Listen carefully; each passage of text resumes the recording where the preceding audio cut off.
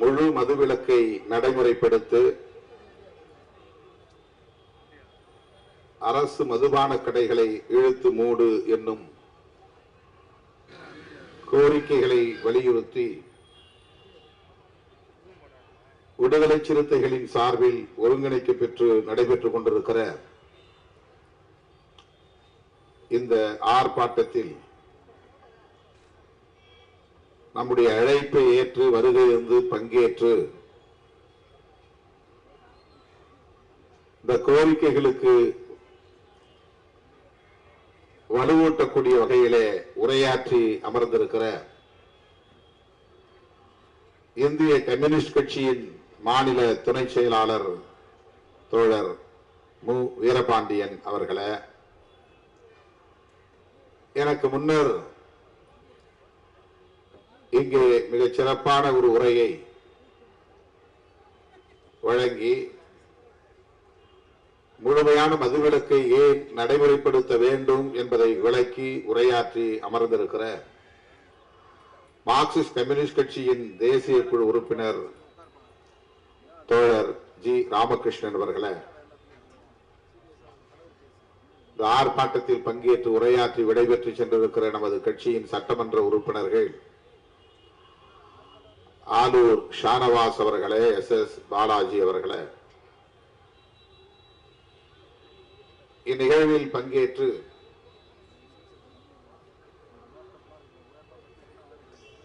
உரையாற்றி அமர்ந்திருக்கிற கட்சியின் துணை பொதுச் செயலாளர்கள் வன்னியரசு அவர்களே, ஆதவ் அர்ஜுன் அவர்களே மற்றும் நிகழ்வில் பங்கேற்று சிறப்பித்துக் கொண்டிருக்கிற மாநில பொறுப்பாளர்கள்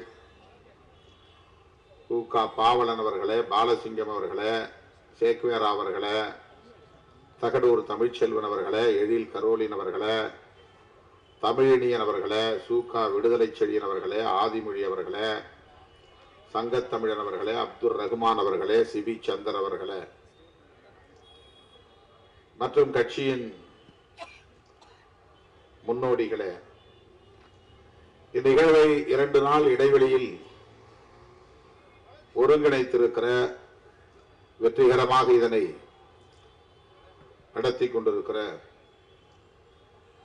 சென்னை மாவட்ட செயலாளர்கள் வேலுமணி, சாரநாத், சேத்துப்பட்டு இளங்கோ, சைதை ஜேக்கப், கரிகால் வளவன், வழக்குரைஞர் அப்புன், வழக்குரைஞர் இளையா, சி சவுந்தர், உஷாராணி, சா இளங்கோவன், தேவ ஞான முதல்வன், திருவள்ளூர் மாவட்ட செயலாளர்கள் தளபதி சுந்தர், அருண் கௌதம், நீலமேகம், ஆவடி ஆதவன், காஞ்சிபுரம் மாவட்ட செயலாளர்கள் தீவா எழிலரசு, மேனகாதேவி, கோமகன், மதி ஆதவன், செங்கல்பட்டு மாவட்ட செயலாளர்கள் தே தென்னவன், பொன்னிவளவன், காஞ்சி தமிழினி, கனல்விழி, சாமுவேல் எபினேசர், திருநீர்மலை தமிழரசன் ஆகிய தோழர்களே மற்றும் தமிழகம் தழுவிய அளவில் இந்த நிகழ்விலே வந்து பங்கேற்று சிறப்பித்துக் கொண்டிருக்கிற அனைத்து மாவட்ட செயலாளர்களே, மாவட்ட பொறுப்பாளர்களே, அழைக்கும் போதெல்லாம் ஓடோடி வந்து மாநாடாக இருந்தாலும் ஆர்ப்பாட்டமாக இருந்தாலும் பங்கேற்று விடுதலை சிறுத்தைகளின் சக்தி இதுவென ஒவ்வொரு நிகழ்விலும் நிரூபித்துக் கொண்டிருக்கிற என் உயிரின் உயிரான விடுதலை சிறுத்தைகளே,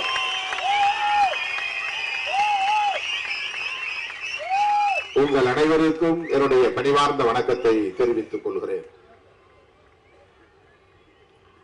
இன்றைக்கு நாடாளுமன்றம் கூடியிருக்கிறது. 18வது மக்களவை.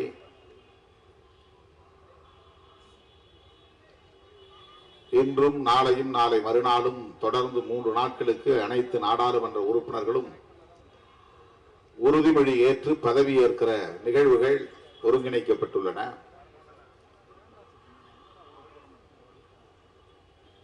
இந்த நாளில் இந்த ஆர்ப்பாட்டத்தை நாம் அறிவிக்கக்கூடிய அளவுக்கு ஒரு நெருக்கடிக்கு ஆளாகி இருக்கிறோம்.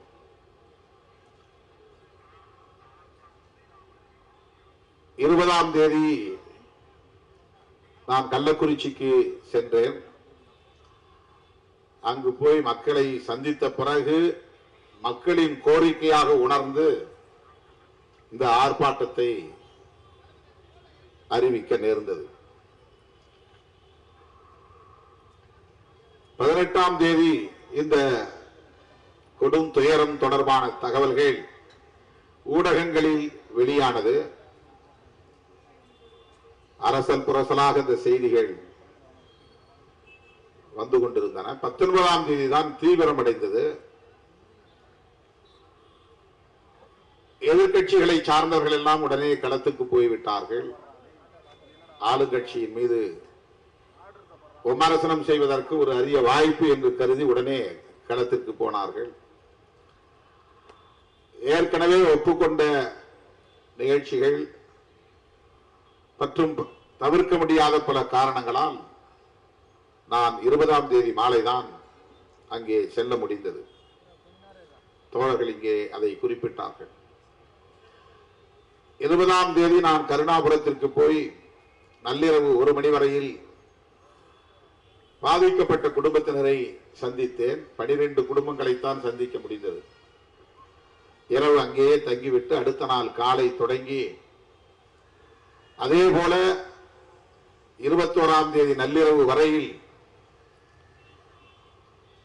கள்ளக்குறிச்சியை சுற்றியுள்ள பாதிக்கப்பட்ட கிராமங்களுக்கெல்லாம் சென்று பாதிக்கப்பட்ட மக்களை எல்லாம் சந்தித்து ஆறுதல் சொல்லிவிட்டு சென்னைக்கு திரும்பினேன்.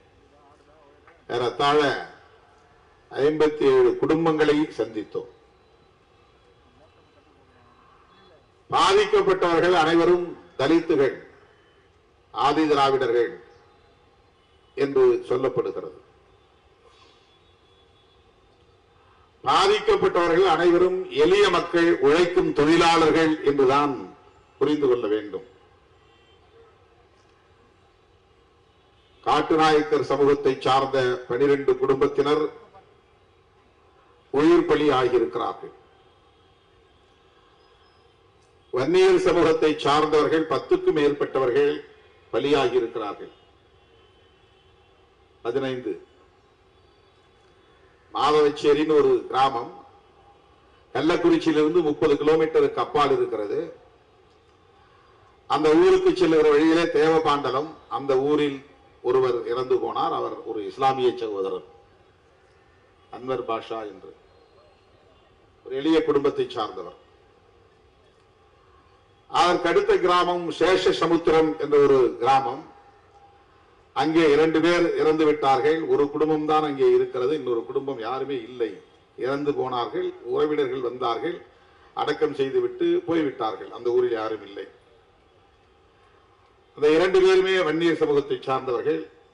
அந்த குடும்பத்தை, ஒரு குடும்பத்தை மட்டும் சந்தித்து ஆறுதல் சொல்லிவிட்டு திரும்பினோம்.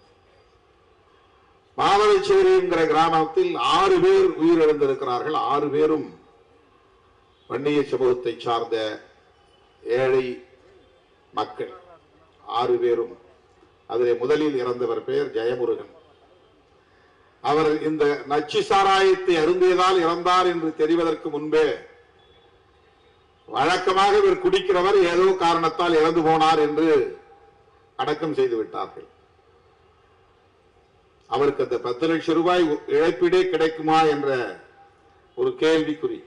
ஏனென்றால் அது பற்றிய தகவல்கள் வெளிவருவதற்கு முன்பே அவர் அடக்கம் செய்யப்பட்டு விட்ட காரணத்தினால் அந்த வழக்கு நச்சு சாராயத்தால் பலியானவர் என்கிற வழக்காக பதிவாகவில்லை, போஸ்ட்மார்ட்டம் செய்யப்படவில்லை, பிணக்கூர் ஆய்வு செய்யப்படவில்லை.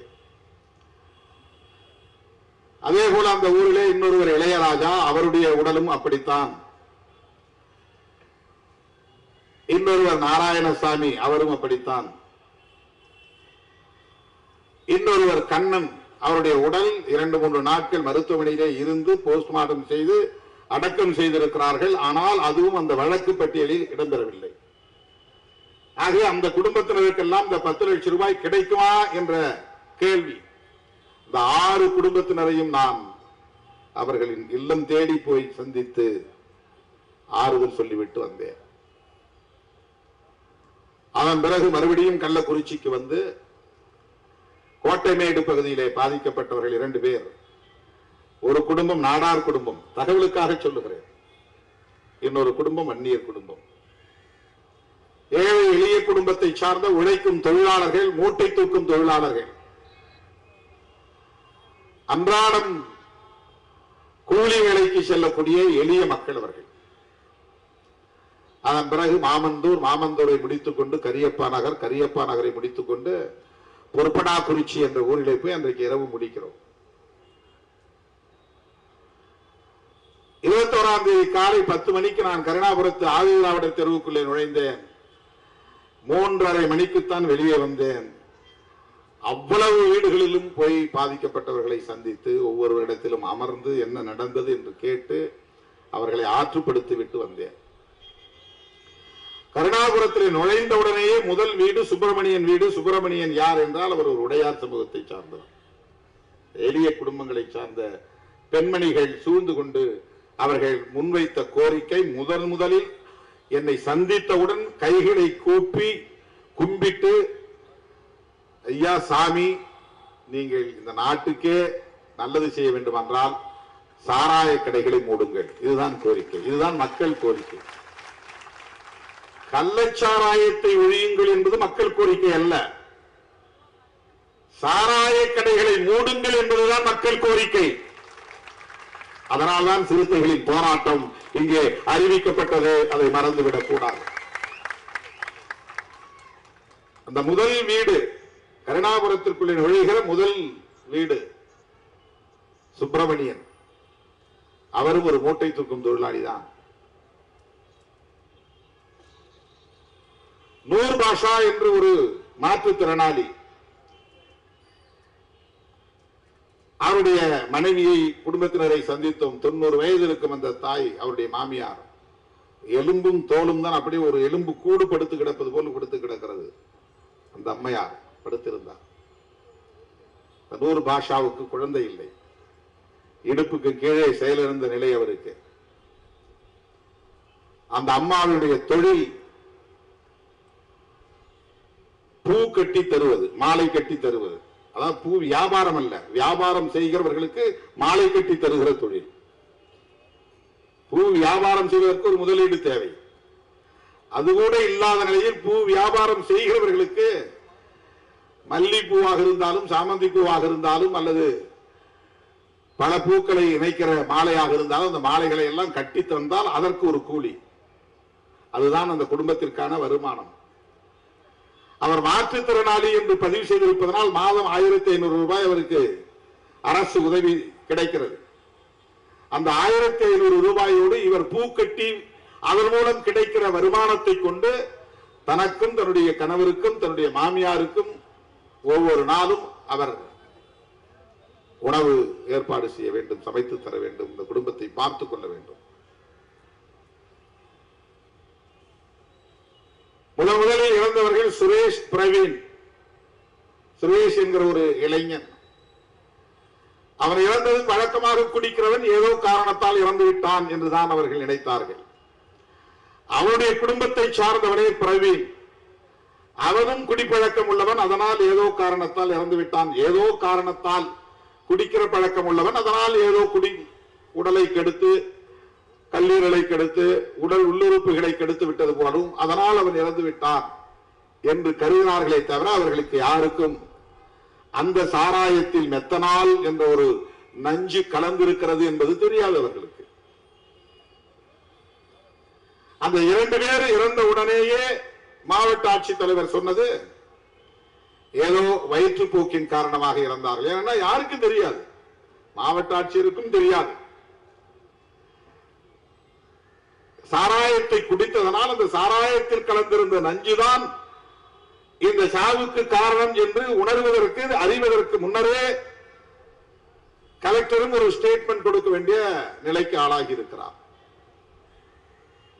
இப்படி ஒவ்வொரு வீட்டுக்குள்ளேயும் போனேன். இதில் ஒரு பெரிய வருத்தத்திற்குரிய ஒரு நிகழ்வு என்னவென்றால், இன்னொரு சுரேஷ், அவனும் இறந்து விட்டான், அவனுடைய மனைவியும் இறந்து விட்டார். அந்த மனைவியின் பெயர் வடிவுக்கரசி. அந்த வடிவுக்கரசி எப்படி வந்தார், அவருக்கு குடிப்பழக்கம் உண்டா என்று நான் கேட்டேன். இளம் பெண். காட்டுநாயக்கர் தெருவிலே சாரதாவுக்கு இந்திராவுக்கு குடிப்பழக்கம் இருக்கிறது, 5:30 மணிக்கே எழுந்து போய் குடித்திருக்கிறார் எங்களுடைய குடும்பத்தை சார்ந்தவர்களே சொல்லுகிறார்கள். வடிவுக்கரசிக்கும் அப்படி குடிப்பழக்கம் இருக்கிறதா என்று நான் கேட்டபோது சுற்றிலும் இருந்தவர்கள் சொன்னது அதிர்ச்சியாக இருந்தது. தோழர்களே, இந்த அம்மாவுக்கு உடல் நலிவு, அவருக்கு பௌத்திரம் அடிக்கடி வலி ஏற்படுகிற போது காலை கடன் கழிக்க முடியாது. பௌத்திரம் வந்தா காலை கடன் கழிக்க முடியாது.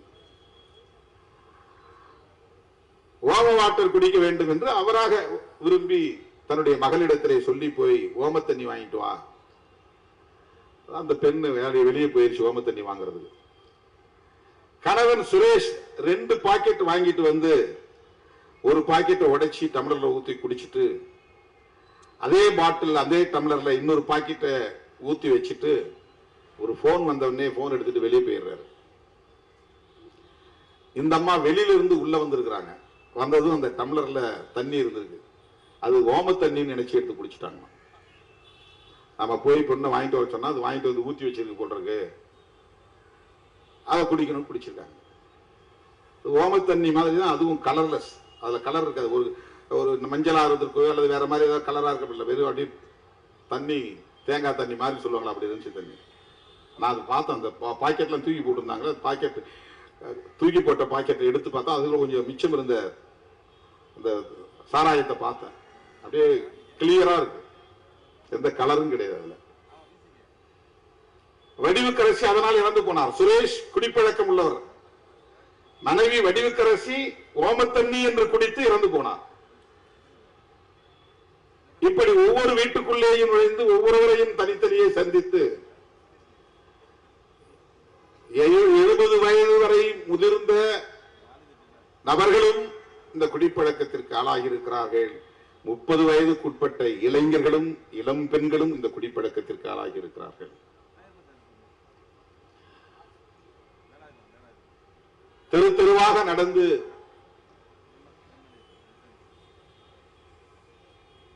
சிறுவங்கூர் என்ற ஒரு கிராமம், மாடூர் என்ற ஒரு கிராமம், வீரசோழபுரம் என்ற ஒரு கிராமம், இதெல்லாம் அந்த கள்ளக்குறிச்சியை சுற்றியுள்ள கிராமங்கள். இந்த கிராமங்களில் எல்லாம் போய் பார்த்தேன். ஒவ்வொரு குடும்பத்தினரையும் பார்த்தேன். இன்னும் பலர் ஆபத்தான நிலையிலே இருக்கிறார்கள் என்று வந்து தாய்மார்கள் காலிலே விழுந்து கதறுகிறார்கள், கையெடுத்து கும்பிடுகிறார்கள். எப்படியாவது என் பேரப்பிள்ளையை காப்பாத்து, எப்படியாவது என் புருஷனை காப்பாத்து. ஆபத்திலே இருப்பவர்களை காப்பாற்றுங்கள் என்று சொல்லுகிற குரலுக்கு அடுத்து ஓங்கி உரத்து ஒலித்த குரல் சாராய கடைகளை மூடுங்கள் என்பதுதான். அன்றைக்கு இரவே நான் கள்ளக்குறிச்சி அரசு மருத்துவமனைக்கு போனேன். நூற்றுக்கணக்கானவர்கள் அங்கே அனுமதிக்கப்பட்டிருந்த நிலையில் 18 பேர் வெண்டிலேட்டர் பொருத்தப்பட்டு செயற்கை சுவாசத்தில் கிடத்தப்பட்டிருந்தார்கள். ஐசியூல இருந்தாங்க, தீவிர சிகிச்சை பிரிவிலே இருந்தார்கள். 18 பேரையும் தனித்தனியாக பார்த்தேன். அதிலே தலித்துகளும் உண்டு, தலித் அல்லாதவர்களும் உண்டு, இளைஞர்களும் உண்டு. பெரும்பாலும் அவ்வளவு பேருமே மூட்டை தூக்கக்கூடிய தொழிலாளர்களாக இருக்கிறார்கள், அல்லது கொத்து வேலை செய்யக்கூடிய தொழிலாளர்களாக இருக்கிறார்கள், ஓட்டுநர்களாக இருக்கிறார்கள், எலக்ட்ரிஷியன் தொழிலை செய்யக்கூடியவர்களாக இருக்கிறார்கள், பிளம்பிங் குடிநீர் பைப்புகளை சரி செய்கிற வேலையை செய்யக்கூடியவர்களாக இருக்கிறார்கள். ஒரு நாளைக்கு 200 ரூபாயிலிருந்து 600 ரூபாய் வரையில் சம்பாதிக்கக்கூடிய வேலைகள். ஏன் இப்படி இவர்கள் குடிக்கிறார்கள் என்று கேட்பதற்கு அவர்கள் சொன்ன காரணம், 60 ரூபாய்க்கு இது கிடைக்குது, ஒரு பாக்கெட் 60 ரூபாய். எவ்வளவு ஒரு பாக்கெட், எவ்வளவு அளவு இருக்கும்? 200 மில்லி இருக்கும். வாங்கிட்டு வந்து வீட்டில் வச்சுட்டு சாயந்தரம் குடிக்கிறவங்க இருக்கிறாங்க, இரவு குடிக்கிறவங்க இருக்கிறாங்க, அடுத்த நாள் குடிக்கிறவங்க இருக்கிறாங்க. எத்தனை மணிக்கு இந்த வியாபாரம் தொடங்குகிறது? அதிகாலை 4:30 மணிக்கு தொடங்குகிறது. இந்த வியாபாரம் அதிகாலை 4:30 மணிக்கு பிரம்ம முகூர்த்தத்திலே தொடங்குகிறது. 5 மணிக்கு எப்படி போய் குடிக்கிறாங்க? எழுந்து முகம் கழுவணும், தண்ணி எடுத்து வாய் கொப்பளிக்கணும், அப்புறம் ஒரு டம்ளர் தண்ணி குடிக்கணும். இதுதான் வழக்கமா நாம செய்யக்கூடிய வேலை. ஆனால் அவர்கள் எழுந்து வாய் கொப்பளிப்பதே சாராயத்தில் தான் கொப்பளிக்கிறார்கள். அப்படி மூளையை கடிச்சு வாயில கொப்பளிச்சு ஊத்திட்டு மிச்சத்தை குடிச்சிடறது. சாராயம்னு கேட்கறது இல்ல, மூளை கடிச்சா இருக்கா அப்படின்னு தான் கேட்கறாங்க. மூளை கடிச்சா கிடைக்குமா? மூளை கடிச்சான்னா அந்த பாக்கெட்ல 2 பக்கம் மூளை இருக்கும் இல்லையா, மேல பிடிச்சு கட்டிடுறாங்க. இந்த பக்கம் ஒரு கார்னர், இந்த பக்கம் ஒரு கார்னர். ஏதாவது ஒரு மூளையை கடிச்சிட்டு அப்படியே குடிச்சிடுறது சார், அவ்வளவுதான். மிச்சம் இருந்தா கூட தூக்கி போட்டு போயிடுது. இதெல்லாம் அந்த 2 நாள் நான் களத்திலே நின்று மக்களை சந்தித்த போது கிடைத்த தகவல்கள். யார் விற்பனை செய்தவன்? கண்ணுக்குட்டி. அவன் பேர் கோவிந்தராஜ், அவனுக்கு பட்ட பெயர் கண்ணுக்குட்டி. அவன் பேட்டி கொடுத்திருக்கிறான், 25 வருஷமா நான் வியாபாரம் பண்றேன், ஆனா நான் சாராயம் குடிச்சதில்லைன்னு இருக்கான். அவன் எவ்வளவு பெரிய ஆள் பாருங்க, அவன் எவ்வளவு பெரிய கெட்டிக்காரன் பாருங்க. 25 வருஷமா இந்த தொழில் செய்யறான்னா, 25 வருஷமாவா தமிழ்நாடு முதலமைச்சர் தளபதி ஸ்டாலின் முதலமைச்சரா இருக்கிறாரு? 25 வருஷமா இந்த வியாபாரம் நடக்குதுங்க. 25 வருஷமாவா தொடர்ந்து திமுக ஆட்சியில் இருக்கு? அதல்ல. அதுக்கு பிறகு ஒரு தகவல் கிடைக்குது. என்ன தகவல் கிடைக்குதுன்னா, மாதவச்சேரிக்கு போன பிறகு ஒரு தகவல் கிடைக்குது. மாதவச்சேரியில இறந்து போனவங்க எல்லாம் கருணாபுரம் போய் குடிச்சிட்டு வந்தாங்களான்னு நான் கேட்டேன். இல்ல சார், இங்கே விற்கிறாங்க சார், இப்ப சுடுகாட்டுல வித்துக்கிட்டு இருக்குது, இப்ப வித்துக்கிட்டு இருக்குதுன்றான். இங்க யாரு கொண்டாந்து விற்கிறாங்க? இங்க ஒரு சின்னதுரைன்னு ஒரு ஆள் இருக்கிறான். அவன் யார்? சேஷசமுத்திரம். அவனை போலீஸ் கைது பண்ணிட்டாங்க. அவன் தலிதா? இல்லை, அவன் வன்னியர் சமுதாயத்தை சேர்ந்தவன் தான். அவன் தான் இங்க முக்கியமான சப்ளையரே. அவன் இருந்துதான் கண்ணுக்குட்டி வாங்கிட்டு போறான். சின்னதுரையிட்ட போய் கண்ணுக்குட்டி வாங்கிட்டு கருணாபுரத்தில் விற்கிறான். மாதவச்சேரியிலேயே கிடைக்கிறது. அந்நிய சமுதாயத்தை சார்ந்த மக்கள் பெரும்பான்மையாக வசிக்கக்கூடிய அந்த கிராமத்தில் பட்டப்பகலில் விற்பனையாகிறது. பல கிராமங்களை சார்ந்தவர்கள் அங்கே வாங்கி கொண்டு போகிறார்கள். ரீட்டைல் சேல்ஸ் வேற, மொத்தமா வாங்கிட்டு போய் அங்க தனியா சில்லறை விற்பனை. அவன் இப்ப கண்ணுக்குட்டின்னா அது 60 ரூபாய்க்கு வாங்கிட்டு வந்திருக்க மாட்டான். சின்னதுரையிட்ட வாங்கும் போது அவன் 50 ரூபாய்க்கு 55 ரூபாய்க்கு வாங்கிருப்பான் ஒரு பாக்கெட். இவன் இங்க 60 ரூபாய்க்கு விற்கிறான். இப்ப சின்னதுரைக்கு யார் கொடுத்தாங்கிறதா முக்கியமானது. அவனே அது தயாரிச்சானா? அப்ப அவன் இந்த சாராயத்துல மெத்தனால் கலந்திருக்கான. அந்த மெத்தனால் எங்கிருந்து வந்துச்சு? மெத்தனால் எல்லாராலையும் வாங்க முடியாது. முக்கியமான கெமிக்கல்ஸ் எல்லாம் ட்ரக்ஸ், இந்த மருந்து, இதெல்லாம் எல்லாராலையும் வாங்க முடியாது. அதுக்கு நிறைய கெடுபிடி இருக்கு, சட்டங்கள், நிறைய கெடுபிடியான சட்டங்கள் இருக்கு. எல்லாராலையும் வாங்க முடியாது. சில முக்கியமான மருந்தெல்லாம் மெடிக்கல்ல போனா உங்களுக்கு கொடுக்க மாட்டாங்க. ஆல்கஹால் மிக்ஸ்டு மெடிசின்ஸ் நிறைய இருக்கு. இன்ஜெக்ஷன் மெடிக்கல் பர்பஸ் போற இன்ஜெக்ஷனே ட்ரக்ஸ் தான். அதுக்கு நிறைய பேர் அடிக்ட் ஆகிறவங்களா இருக்கான். பெத்தடின் ஒரு ஊசி இருக்குது, அது நீ போய் கேட்டா மெடிக்கல்ல கொடுக்க மாட்டாங்க. அனஸ்டாட்டிக்ஸ், இந்த மயக்க மருந்து ஊசி, மயக்க ஊசி போடுற மருத்துவர்கள்லாம் இருக்காங்க இல்லையா, அவங்க பயன்படுத்துற அந்த இன்ஜெக்ஷன்லாம் நீங்க யாரும் கேட்டு வாங்க முடியாது. கரெக்டா முதுகு தண்டுல போடுவாங்க, உனக்கு மயக்கம் வந்துடும். 3 மணி நேரமோ 6 மணி நேரமோ உனக்கு ஆபரேஷன் பண்றதால நீ மயக்க நிலையில இருப்ப, உனக்கு என்ன நடந்தாலும் தெரியாது. அந்த மாதிரி மருந்தை நாம போய் பிரெஸ்கிரிப்ஷன் வாங்கிட்டு போய் கூட வாங்க முடியாது. பிரெஸ்கிரிப்ஷன் கொடுக்க மாட்டாங்க, டாக்டர்ஸ் எழுதி கொடுக்க மாட்டாங்க.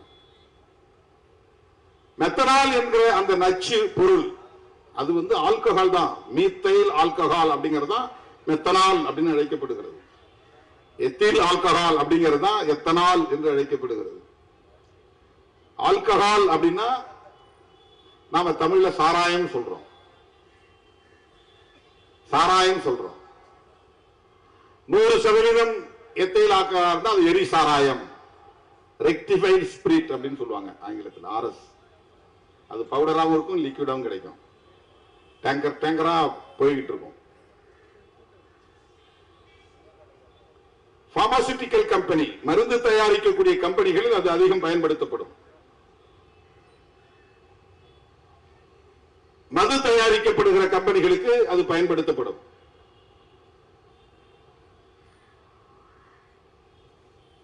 இந்த மது என்பது ஏதோ புதிதாக இந்த காலகட்டத்தில் திமுக அதிமுக வந்த பிறகுதான் அறிமுகமானது என்று இல்லை. காலம் காலமாக மனிதன் தோன்றிய காலத்திலிருந்து மதுவுக்கும் மனிதனுக்கும் நெருக்கமான தொடர்பு உண்டு.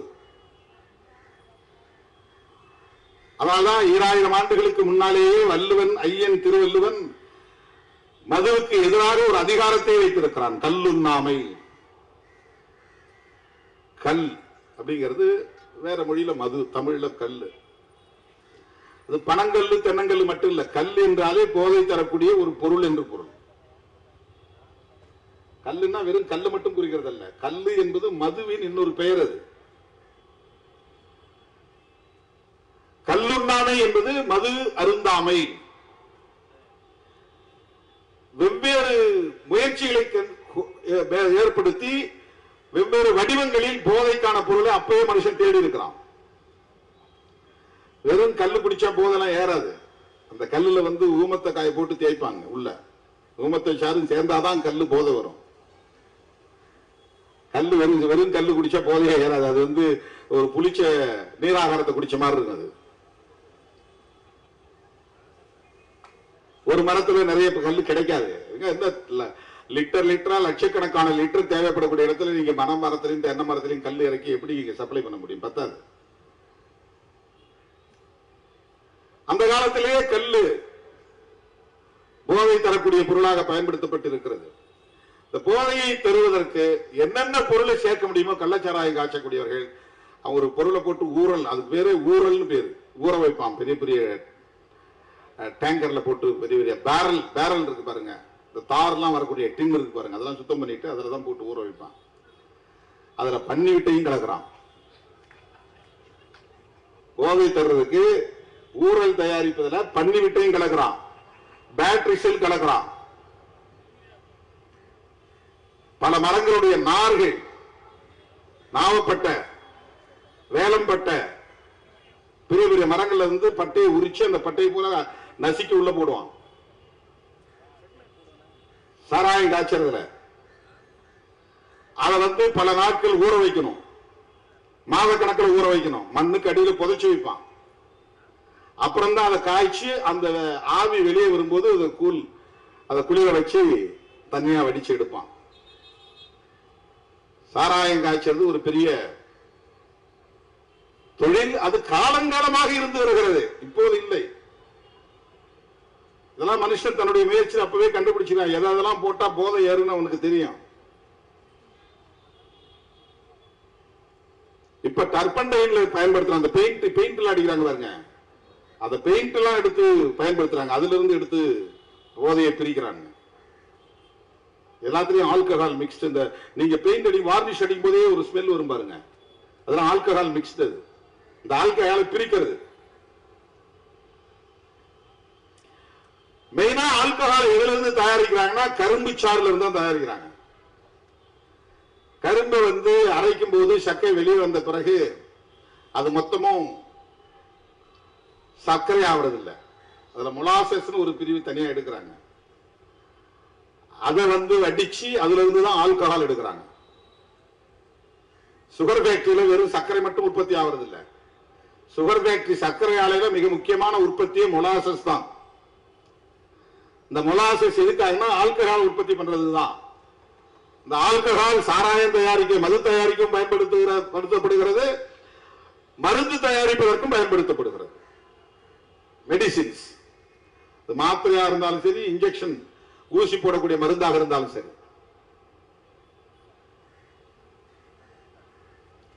ஆகவே மனிதன் பிறந்த காலத்திலிருந்து மதுவோடு நெருக்கமாக இருந்திருக்கிறான், மதுவை உண்டிருக்கிறான், அவனே அதை உற்பத்தி செய்திருக்கிறான்.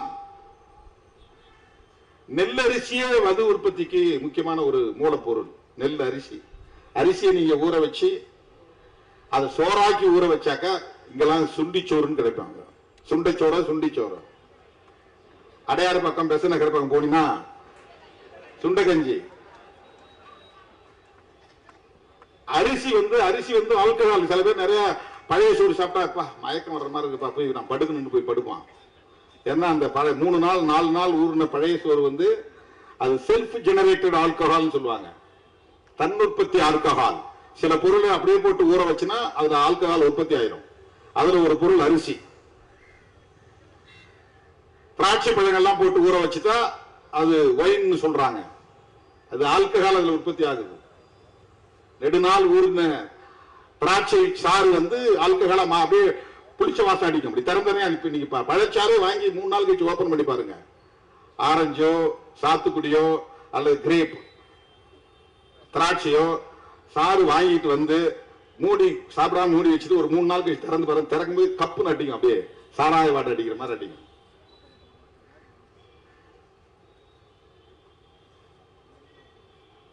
ஆல்கஹால் தான். ஆகவே இந்த மது என்பது மனிதன் பிறந்த காலத்திலிருந்து மனிதன் இதை கண்டுபிடித்து அதை பல்வேறு வடிவங்களில் உற்பத்தி செய்திருக்கிறான், குடித்திருக்கிறான், தொடர்ந்து குடித்து வருகிறான். இது அனைவரும் ஒப்புக்கொள்ள வேண்டிய உண்மை. அதனால்தான் 2000 ஆண்டுகளுக்கு முன்னால் ஐயன் திருவள்ளுவன் 133 அதிகாரங்களை எழுதிய அந்த திருக்குறளில் ஒரு அதிகாரம் கல்லும் நான்மை. அவன் வந்து மதுவிலக்கு கொள்கை. அவர்களின் வாரிசுகள் நாம் மதுவிலக்கு கொள்கையை பேசுகிறோம். ஐயன் வள்ளுவனின் வாரிசுகள் நாங்கள். அவருக்கும் பாட்டன் தான் 500 வருஷத்துக்கு முன்னால பிறந்தவர் நம்முடைய புத்தர். வள்ளுவனுக்கு முன்னால பிறந்தவர் 500 வருஷங்களுக்கு முன்னால. அவரும் வந்து மது கூடாது அப்படிங்கிறார். நமக்கு வரலாறு தெரிந்த காலத்திலிருந்து மதுவுக்கு எதிராக பலர் போராடி இருக்கிறார்கள், கருத்து பரப்பலை செய்திருக்கிறார்கள். நம்மையெல்லாம் மனிதர்களாய் தலைநகர் வைத்த நம்முடைய மகத்தான தலைவர் புரட்சியாளர் அம்பேத்கர் அவர்கள் பம்பாய் மாகாணத்திலே சட்டமன்ற உறுப்பினராக இருந்த போதே அந்த அவையில் மதுவிலக்கை வலியுறுத்தி பேசியிருக்கிறார். நாங்கள் அம்பேத்கரின் வாரிசுகள், அதனால் மதுவிலக்கை வலியுறுத்துகிறோம்.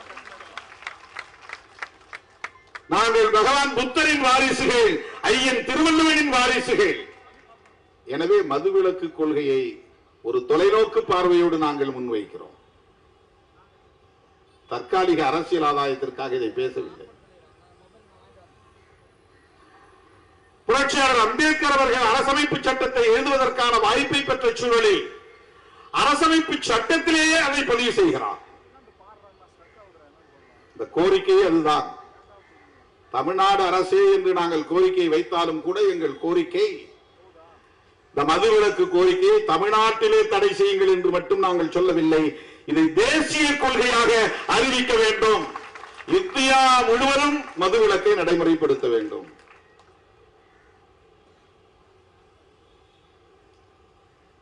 காலம் காலமாக இது பேசப்பட்டு வந்திருக்கிறது, விவாதிக்கப்பட்டு வந்திருக்கிறது.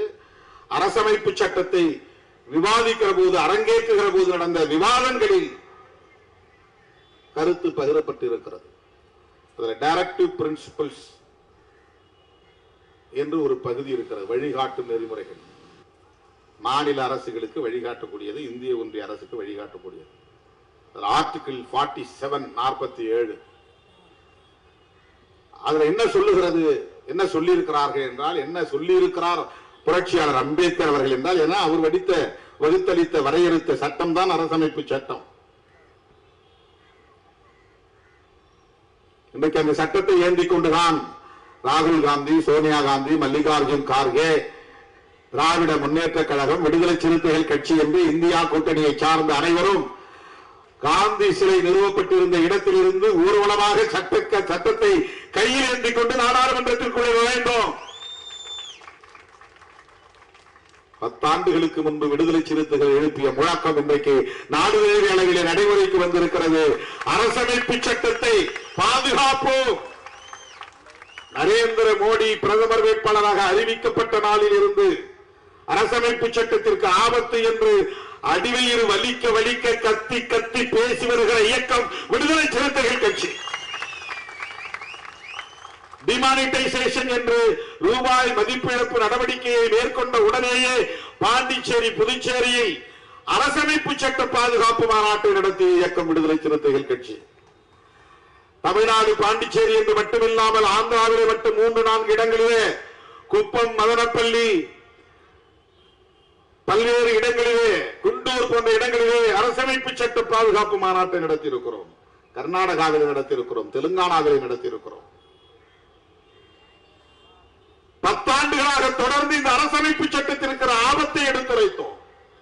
இன்றைக்கு இந்தியா கூட்டணியே அரசமைப்பு சட்டத்தை கையில் ஏந்தி செல்லக்கூடிய ஒரு நிலை உருவாகி இருக்கிறது. பிரதமர் மோடி இன்றைக்கு பதவியேற்ற போது அந்த அவையிலே அவ்வளவு பேரும் எதிர்கட்சிகளை சார்ந்த அத்தனை பேரும் அரசமைப்பு சட்டத்தை உயர்த்தி பிடித்தோம். அந்த அரசமைப்பு சட்டத்தை வகுத்தளித்தவர் புரட்சியாளர் அம்பேத்கர் அவர்கள்.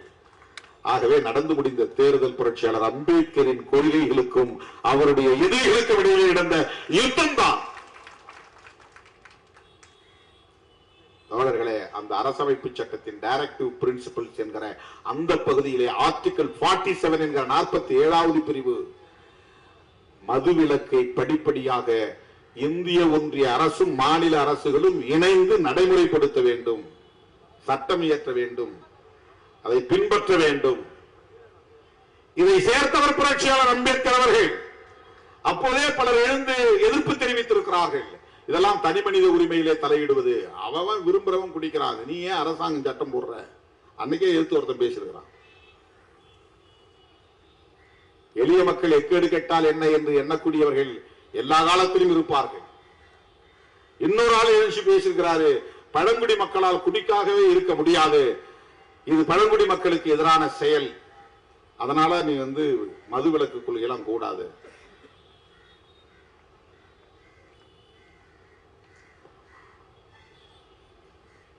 புரட்சியாளர் அம்பேத்கர் அவர்கள் அதிலிருந்து சமரசம் செய்து கொள்ளவில்லை, விடாப்பிடியாக இருந்தார். அதனால் அரசமைப்பு சட்டத்திலே அது இணைக்கப்பட்டது. 47வது ஆர்டிகிள். அந்த அடிப்படையில் தான் இன்றைக்கு இந்தியா முழுவதும் தோழர்களே நார்காட்டிக்ஸ் என்ற ஒன்று, போதை பொருள் சம்பந்தமான நார்காட்டிக்ஸ் கண்ட்ரோல் பீரோ அப்படின்னு ஒரு அமைப்பை, ஒரு நிறுவனமே உருவாயிருக்கு. நார்காட்டிக்ஸ் வெறும் சாராயம் மட்டும் இல்ல, அனைத்து வகையான போதைப் பொருள்களையும் கட்டுப்படுத்தக்கூடிய ஒரு மையம். அது எதன் அடிப்படையில் உருவாக்கப்பட்டிருக்கிறது என்றால் கான்ஸ்டிடியூஷன் ஆர்டிகல் 47 47வது அரசமைப்பு உறுப்பின் அடிப்படையில் அது உருவாக்கப்பட்டிருக்கிறது. NCB narcotics. நார்காட்டிக்ஸ் என்றால் அனைத்து வகையான போதைகளையும் குறிக்கும். அதுல மதுவும் சாராயமும் அடங்கும், இதர போதைப் பொருள் கஞ்சா, பிரவுன் சுகர், ஹெராயின், கோக்கைன், இப்படி பல பொருள் இருக்கு, வாயில நுழையாத பொருள். இதெல்லாம் இன்றைக்கு புழக்கத்திலே இருக்கிறது, இந்தியா முழுக்க புழக்கத்திலே இருக்கிறது. போன முறை நாடாளுமன்றத்தில் நான் பேசுகிற போது அதானியுடைய ஏர்போர்ட் வழியாக பல ஆயிரம் கோடி மதிப்புள்ள போதைப் பொருள்கள் கைப்பற்றப்பட்டிருக்கின்றன. இது எப்படி அரசுக்கு தெரியுமா என்ற கேள்வியை நான் எழுப்பினேன். போதைப் பொருள்கள் வணிகம் என்பது மிகப்பெரிய ஒரு நெட்வொர்க். அது தடை செய்யப்பட்டிருக்கிறது, சட்டம் இருக்கிறது, ஆனாலும் புழக்கத்திலே இருக்கிறது, பயன்பாட்டிலே இருக்கிறது. இன்றைக்கு பள்ளிக்கூடங்கள் வரையில், கிராமப்புறத்து பள்ளிக்கூடங்கள் வரையில் ஊடுருவி இருக்கிறது. அதைவிட பெரிய வேதனை என்னவென்றால், பெண் பிள்ளைகளே இன்றைக்கு போதைப் பொருள்களை பயன்படுத்தக்கூடிய அளவுக்கு பள்ளி மாணவிகளே போதைப் பொருள்களை பயன்படுத்தும் நிலை உருவாகி இருக்கிறது. இந்தியா முழுவதும் இருக்கிறது. இதை பற்றிய கவலை இன்றைக்கு திமுக அரசை கடுமையாக விமர்சிக்கக்கூடிய அண்ணாமலை, எடப்பாடி போன்றவர்களுக்கு உண்டா என்ற கேள்வியைத்தான் நாங்கள் எழுப்புகிறோம். திமுகவுக்கு வக்காலத்து வாங்கி அல்ல, இது நாடு தழுவிய பிரச்சனை, இது மக்களின் பிரச்சனை, உழைக்கும் மக்களின் பிரச்சனை, ஒரு தேசத்தை பாழ்படுத்தும் பிரச்சனை. இது 50 பேரோ 60 பேரோ இறந்துவிட்ட பிரச்சனையைத்தான் நாம் பேசுகிறோம். லட்சக்கணக்கான இளைஞர்கள், பெண்கள் செயலிழந்தவர்களாக மாறி இருக்கிறார்கள். அது எவ்வளவு பெரிய பாதிப்பு. செத்து போன அந்த 50 பேர் அல்ல பிரச்சனை, அவனால் செத்து போயிடுறான், பிரச்சனை இல்லை. குடும்பத்தில் உள்ள பெண்களுக்கும் பிள்ளைகளுக்கும் ஒரு பாரம் தொலைந்தது என்று ஆகிவிடும். அவன் உயிரோடு இருக்கிறதால அந்த குடும்பத்துக்கு பெரிய பாரம் தான். ஒரு ட்ரங்கார்டு, குடிப்பழக்கத்திற்கு அடிமையானவன் குடி நோயாளி என்றுதான் அழைக்கப்பட வேண்டும். அவன் குடிகாரன் அல்ல, குடி நோயாளி. அவனது குடும்பத்திற்கு பெரும் பாரம். குளிக்க மாட்டான், நல்ல உடை உடுத்த முடியாது, தேவையான நேரம் உறங்க மாட்டான், பொது இடத்தில் ஒழுங்கீனமாக நடந்து கொள்வான், கண்ட இடத்தில் வீழ்ந்து கிடப்பான், ஆடை இல்லாமல் கிடப்பான். உன் புருஷன் அங்கே கிடக்கிறான், வீழ்ந்து கிடக்கிறான், போய் தூக்கிட்டு வா. வாந்தி எடுத்து கிடப்பான், மலஜலம் கழித்து கிடப்பான். இதெல்லாம் குடும்பத்தின் மானம் போகிற செயல். அவனை திருத்த முடியாது. காலில் விழுந்து கதறி எழுதாலும் அவன் மாறமாட்டான். மிகப்பெரிய பாரமாக மாறுகிறான். அவன் குடும்பத்திற்கு பாரமாக மாறுகிறான் என்பதை விட ஒரு தேசத்தின் மனிதவிடம் பாதிக்கப்படுகிறது. அப்படி ஒவ்வொரு இளைஞரும் பாதிக்கப்பட்டால் யோசித்து பாருங்கள். 20 வயது 21 வயதிலே திருமணம் செய்து பெண்டாட்டி பிள்ளைகளோடு மகிழ்ச்சியாக இருக்க வேண்டியவனுக்கு குடிப்பழக்கத்திற்கு அடிமையானால் கல்யாணம் பண்ணி வைத்தாலாவது திருந்து விடுவான் என்று பெற்றோர் நம்பி அதை மறைத்து ஊரான் வீட்டு பிள்ளையை ஏமாற்றி திருமணம் செய்து கடைசியில் அந்த பெண் அந்த பிள்ளைகள் கடுமையான பாதிப்புக்கு ஆளாகக்கூடிய ஒரு நரக வாழ்க்கையை சந்திக்கக்கூடிய நிலை. குடித்துவிட்டு வருகிறவன் பெண்டாட்டியை அடிக்கிறான், பிள்ளைகளை அடிக்கிறான், பள்ளிக்கூடத்துக்கு போகாதே என்று சட்டையை கிழிக்கிறான், சான்றிதழ்கள் பெற்று வந்தால் சான்றிதழ்களை கிழிக்கிறான். இதெல்லாம் டொமஸ்டிக் வயலன்ஸ், குடும்பத்தில் நடக்கிற வன்முறைகள். ஆனால் அதை விட ஒரு பெரிய ஆபத்து, இந்த இளைஞர்கள் எல்லாம் எவ்வளவு பெரிய ஆற்றல், இளைஞர் சக்தி, யூத் போர்ஸ். இளைஞர்களும் இளம் பெண்களும் எவ்வளவு பெரிய ஆற்றல் மிக்கவர்கள். அவர்களால் எழுந்து நிற்க முடியாத அளவுக்கு தடுமாறி தடுமாறி விழுகிறார்கள். தன்னுடைய பெண் பிள்ளைகளை பாதுகாக்க வேண்டும் என்கிற பார்வை இல்லாமல் கிடக்கிறார்கள். அவர்கள் பட்டினி கிடக்கிறார்களா, சாப்பிடுகிறார்களா என்று கூட அவனால் தெரிந்து கொள்ள முடியவில்லை. இந்த பிள்ளைகள் படிக்க வேண்டுமே என்கிற கவலை அவனுக்கு இல்லை. அவன் அந்த குடும்பத்திற்கு மட்டுமல்ல, ஒரு தேசத்திற்கே பெரிய சொத்து. ஒவ்வொரு இளைஞனும் தேசத்திற்கான சொத்து. மனித வளம், ஹியூமன் ரிசோர்ஸ். குடிப்பழக்கத்திற்கு அடிமையாவதால் மனித வளம் கடுமையாக பாதிக்கப்படுகிறது. ஒரு ஊரின் வளர்ச்சி பாதிக்கப்படுகிறது, ஒரு மாநிலத்தின் வளர்ச்சி பாதிக்கப்படுகிறது. பல பேர் டிரைவர்களாக வர வாய்ப்பு இருக்கிறது, பேராசிரியர்களாக வர வாய்ப்பு இருக்கிறது, வழக்குரைஞர்களாக வர வாய்ப்பு இருக்கிறது, ஆசிரியர்களாக வர வாய்ப்பு இருக்கிறது, பேராசிரியர்களாக வர வாய்ப்பு இருக்கிறது. ஆனால் அவன் ட்ரங்கார்டாக மாறி மதுவுக்கு அடிமையாகி, அடிக்ஷன். அது இல்லாம அவனால் இருக்க முடியாது. அதான் அடிக்ஷன். அந்த பொருளை தேடும், எழுதிச்சு உடனே அது குடிச்சா தேவலான்னு தேடும். அம்மா சண்டை போடுறாங்க, ஆமா. அப்பா சண்டை போடுறாரு, சரி. பொண்டாட்டி சண்டை போடுறா, ரைட்டு. பிள்ளைங்க நடுத்தருள் நிக்குது, எல்லாம் தெரியுது, ஆனா விட முடியாது. அதான் அடிக்ஷன். தப்புன்னு தெரியுது, ஆனா விட முடியல, அதுதான் அடிக்ஷன். சில பேருக்கு காலையில ஒரு பீடியை பத்த வச்சாதான் அவனுக்கு டாய்லெட்டே போக முடியும், இல்லைன்னா அவன் டாய்லெட் போக முடியாது. அது அடிக்ஷன். போய் பீடி பத்த வச்சுதான் அவன் போய் பப்ளிக் டாய்லெட் போய் உட்காருவான், இல்லைன்னா அவன் பித்து பிடிச்ச மாதிரி அலைவான். போய் ஏதாவது, இப்பெல்லாம் பீடி இல்லை, இப்ப சிகரெட் தான். நிக்கோட்டினுக்கு அடிக்ஷன். பீடி சிகரெட் குடித்து குடித்து பழகி பழகி அதுக்குள்ள அவனுடைய பிரெயின் அதுக்கு அடிக்ட் ஆயிருது. அவனுக்கு காலையில் எழுச்சோடனே அது. சில பேர் காஃபியோ டீயோ குடிச்சாதான் டாய்லெட்டுக்கு போவான், இல்லைன்னா அவனுக்கு சும்மா உட்காந்தே இருப்பான். அது அடிக்ஷன். அது ஒரு நாளைக்கு 16 டீ குடிச்சேன், 16 காஃபி குடிச்சேன் சில பேர். அடிக்ஷன். காஃபில காஃபைன் அப்படின்னு ஒரு போதை பொருள் இருக்கு, அது ஒரு அடிக்ஷன். அது அந்த போதை பொருளுக்கு அடிக்ஷன் ஆயிடுவான். சிகரெட்ல பீடியில நிக்கோட்டின் ஒரு போதை பொருள் இருக்கு, அதுக்கு அடிக்ஷன் ஆயிடுவான். பிரெயின் அதை எந்த நேரம் தேடிக்கிட்டே இருக்கும்.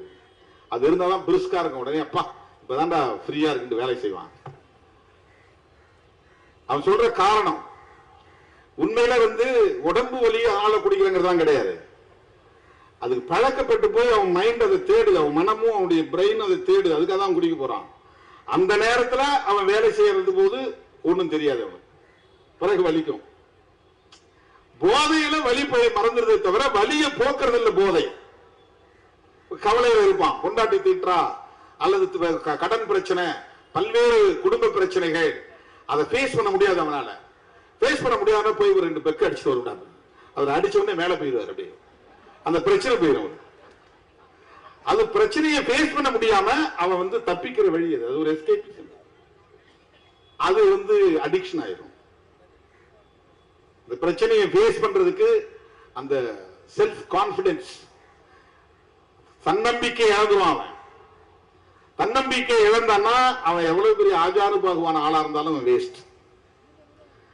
கல்லுண்ணாமைங்கிற அதிகாரத்துல ஐயன் திருவள்ளுவர் எழுதுற முதல் குறளே என்னன்னா, நீ எவ்வளவு பெரிய பணக்காரனா இருந்தாலும், எவ்வளவு பெரிய அதிகாரம் உள்ளவனா இருந்தாலும், எவ்வளவு பெரிய பதவியில நீ இருந்தாலும், நீ குடிகாரனா இருந்தால் உன் எதிரி உன்னை கண்டு அஞ்ச மாட்டான். அதான் முதல் குறளே.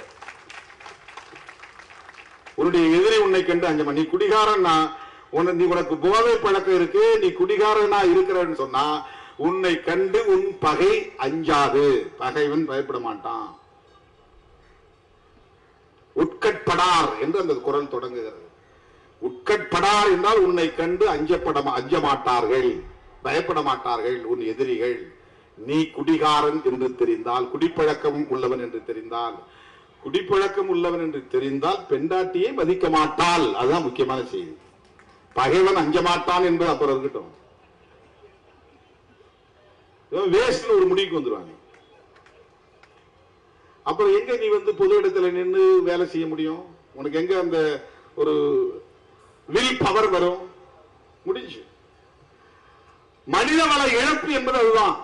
உன்னால எந்த வேலையும் திட்டமிட்டு செய்ய முடியாது, ஆக்கப்பூர்வமான வேலைகளில் ஈடுபட முடியாது, சம்பாதிக்க முடியாது, குடும்பத்திற்கு தேவையான பொருட்களை வாங்க முடியாது, பிள்ளைகளை படிக்க வைக்க வேண்டும் என்று திட்டமிட முடியாது, வீடு கட்ட வேண்டும் என்ற எண்ணம் இருக்காது, கார் வாங்க வேண்டும் என்கிற எண்ணம் இருக்காது, பொருளாதாரத்தில் மேம்பட வேண்டும் என்கிற ஊக்கம் இருக்காது.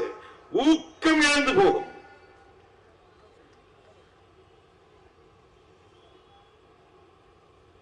உடம்புல எந்த உறுப்பு பாதிக்கப்பட்டாலும் ரீப்ளேஸ் பண்ணிடலாம். கை போச்சுன்னா கை வச்சிடலாம், ஹார்ட் போச்சுன்னா ஹார்ட் வச்சிடலாம், லிவர் போச்சுன்னா கொஞ்சம் லிவரை வேற ஒருத்தர் கட் பண்ணி வச்சு அது வளர்ந்துரும். கல்லீரலுக்கு தானா வளர்றது, பூத்து தானா வளரும். கொஞ்சம் வச்சா போதும், ஒரு சின்ன பிட்டு வச்சா கூட போதும், கல்லீரல் வளர்ந்துரும். ரீப்ளேஸ் பண்ணிடலாம். கண்ணுக்கு கண்ணு வைக்கிறாங்க. பல்வேறு உறுப்புகளை இன்றைக்கு மருத்துவத்துறை டிரான்ஸ்பிளான்டேஷன் செய்யுது. கிட்னி டிரான்ஸ்பிளான்டேஷன், லிவர் டிரான்ஸ்பிளான்டேஷன், சிறுநீரக மாற்று அறுவை சிகிச்சை, கல்லீரல் மாற்று அறுவை சிகிச்சை, மூளையை மாற்று அறுவை சிகிச்சை கிடையாது. ஒருத்தர் மூளை எடுத்து இன்னொருத்தர் வச்சா அது வந்து பொருந்துமானா பொருந்தாது, இயங்குமானா இயங்காது. பிரெயின் வந்து ஒரு யூனிக் ஆர்கன், எல்லாமே யூனிக் தான். பிரெயின் வந்து ரீப்ளேஸ்மெண்ட் பண்ண முடியாது. இந்த மது பழக்கம், போதை பழக்கம், அதற்கு அடிமையாகக்கூடிய நிலை சிஎன்எஸ் என்ற சென்ட்ரல் நர்வஸ் சிஸ்டம், அதுதான் கடுமையா தாக்கும், பாதிக்கப்பட்டோம். முதுகுத்தண்டு பாருங்க, அதான் சென்ட்ரல் நர்வஸ் சிஸ்டம். மூளையோட முகுளம், முகுளத்தோட முதுகுத்தண்டு, உனக்கு உட்கார்ற இடம் வரலாம் கடைசியா வந்து முடியுது பாருங்க, முதுகுத்தண்டு கடைசி எலும்பு. அது வரையிலும் எல்லா நரம்புகளும் இணைக்கப்பட்ட உடலுக்கு போகிற அத்தனை நரம்புகளும் அப்படிதான் பிரியும். முதுகுத்தண்டே ஆணையிடும். அனிச்சை செயல்வாங்கல்ல, மூளைக்கு போகாம சில நேரம் முதுகுத்தண்டே அது சபார்டினேட் சர்வீஸ் பண்ணுவது. மூளைக்கே சொல்லாம இதுவே ஆணையிட்டுரும். அதுவே ஒரு மூளை தான். முதுகுத்தண்டுங்கிறதே ஒரு மூளை தான். மூளையின் தொடர்ச்சி தான் அது. அந்த சிஸ்டத்தை போய் தாக்கக்கூடிய ஒன்றுதான் இந்த மது பழக்கம் அல்லது போதை பழக்கம். நீ எந்த மது அருந்தினாலும் சரி, கஞ்சா அடிச்சாலும் சரி, நிக்கோட்டினுக்கு, ஹெராயின், பெத்தடின் போன்ற எந்த மருந்து பொருள்களுக்கு நீ அடிமையானாலும் உன்னுடைய சென்ட்ரல் நர்வஸ் சிஸ்டம் அது அடிபட்டு போச்சுன்னா உனக்கு எல்லாமே சரியாயிடுது.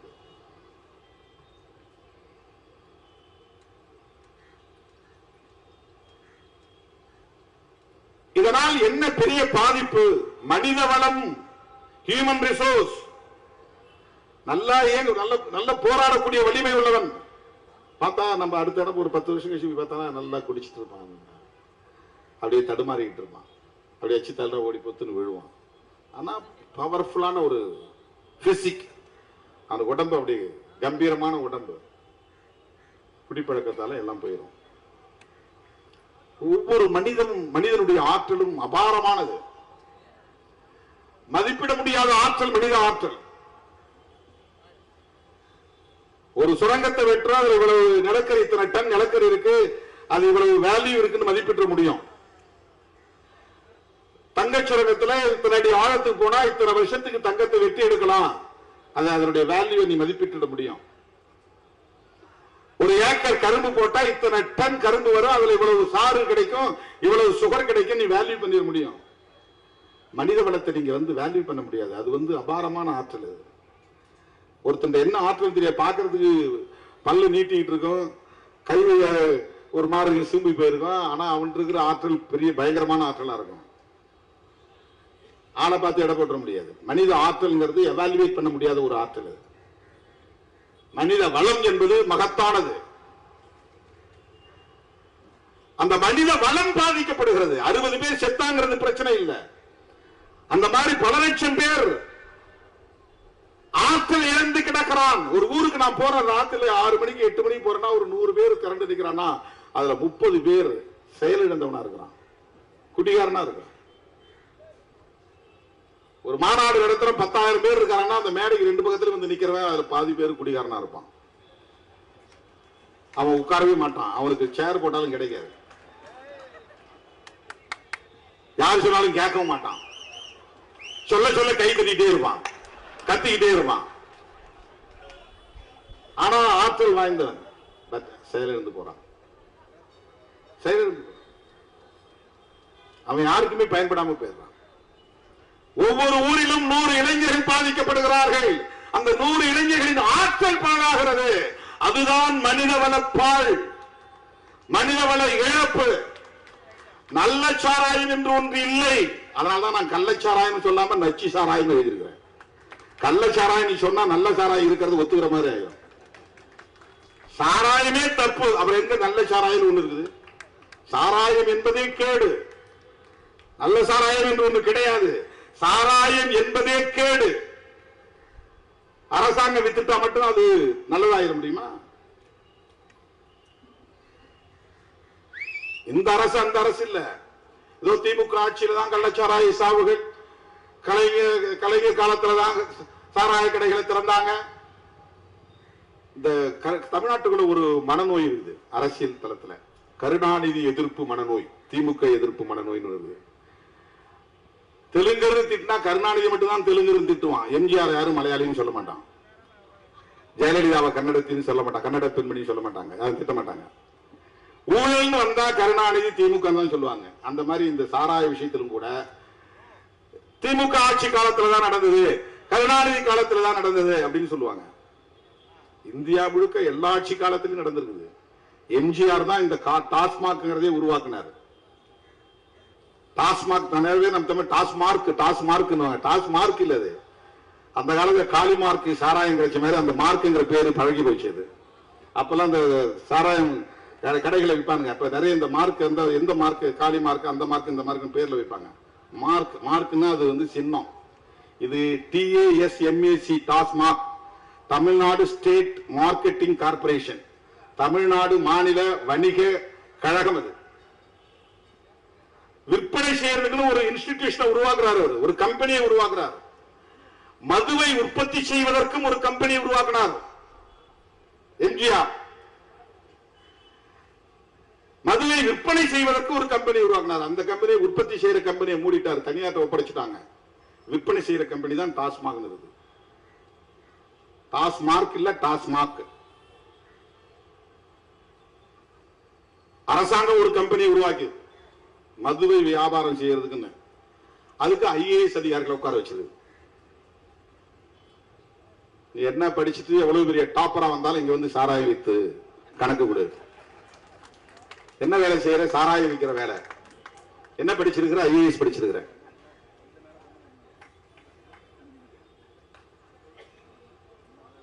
இதுக்கு மாதந்தோறும் ரிவ்யூ மீட்டிங் நடக்குது அகில இந்திய அளவில். இந்தியாவில் இருக்கக்கூடிய மாநிலங்களில் 4 மாநிலங்களில் மட்டும்தான் இன்னைக்கு புரோஹிபிஷன் இருக்கு. புரோஹிபிஷன்னா மது விலக்கு. மது விலக்குன்னா மது கூடாதுங்கிறது. குஜராத், பீகார், மிசோரம், நாகாலாந்து பெரிய மாநிலங்கள்ல 2. அது காந்தி பிறந்த மண்ணுங்கிறதுக்காக வச்சிருக்காங்க குஜராத். அது அவர் அவமானப்படுத்துற மாதிரி ஆயிரும். அங்கேயும் கள்ளச்சாராய சாவுகள், பீகார்லயும் கள்ளச்சாராய சாவுகள், ஆந்திராவில கள்ளச்சாராய சாவுகள், கேரளாவில கள்ளச்சாராய சாவுகள் எல்லா காலத்திலும் நடக்குது.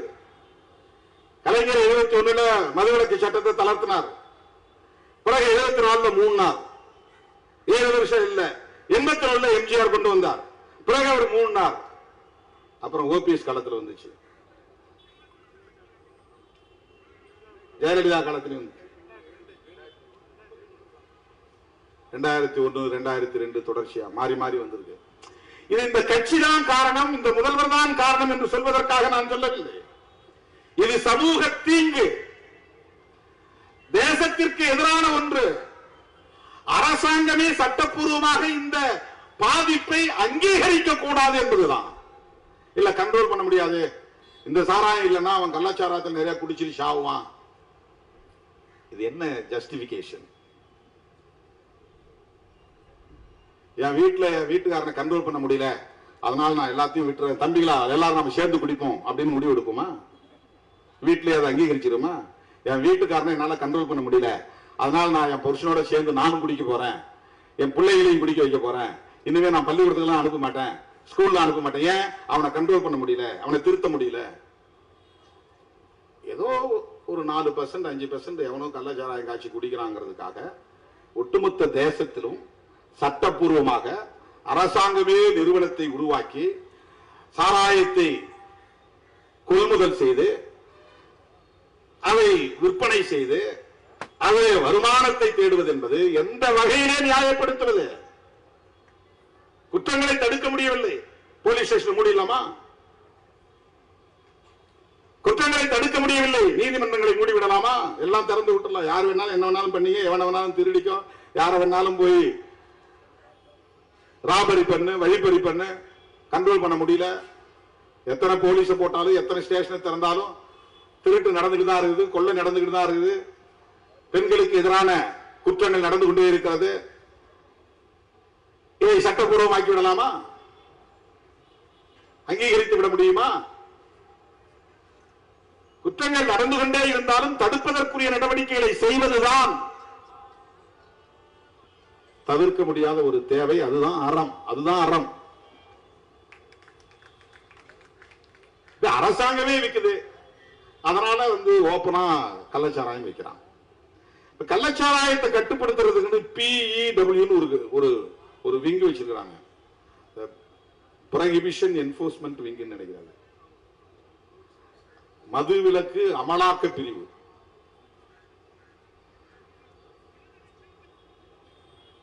அதுல பெரும்பாலும் லேடிஸ் தான் போடுறாங்க, எதுக்குன்னு தெரியல. இன்ஸ்பெக்டர், டிஎஸ்பி, அதுக்கு மேல இருக்கிற அதிகாரிகள் அதெல்லாம் பெண்களை தான் போடுறாங்க.